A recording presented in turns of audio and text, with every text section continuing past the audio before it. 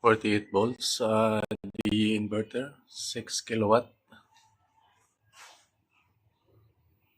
Yun yung harvest ngayon. Kahit may bagyong Wilma, mataas pa rin yung harvest niya. Ito ay purely off-grid setup. Nakaseparate ito ng grid. Gamit natin ay single string. Yan. Ito lang. Ito, bikan tong second string niya. May 5 na panels tayo na bifacial. 615 watts. Yung battery natin is Altophilic. Ito ay 51.2 volts, 324 AH, 6.5 kilowatt hour. Check natin yung battery.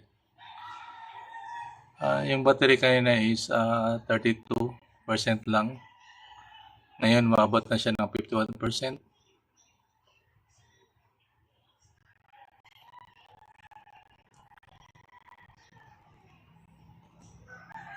Mataas talaga itong battery. Kahit yung aircon namin is 30% lang yung nagamit na 1 horsepower na split type. Yung ibang parts ito hindi pa dumating. Nakapinding pa rin sa Shopee. Yung lalagyan ng mga cable, hindi pa dumating. Yung multimeter, wala pa rin. Pero gumagana na ito. Purely off-grid siya. Nakikita nyo, naka-off-grid to. Yan yung wala itong grid na naka-connect.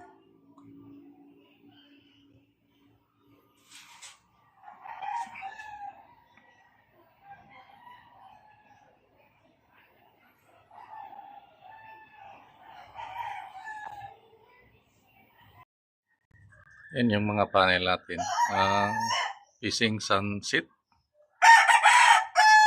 Kasi pag may malaki kasing bamboo tree doon, no? Yan yung sunrise. Kaya ginawa ko facing sunset lang muna. Pinagawa ko yung mga frame para safety purposes din. Bala ko kasi lagyan yung sa gitna ng mga scene para may reflection na ng init. Kasi yung panel natin is bifacial. May harvest din yun sa ilalim pag may nakalagay tayo na scene doon. So far so good naman yung setup natin. Yung 1 horsepower na aircon, 30% lang na battery yung kinonsume niya. 24 hours yung aircon namin ay kayang-kaya yung load ng battery.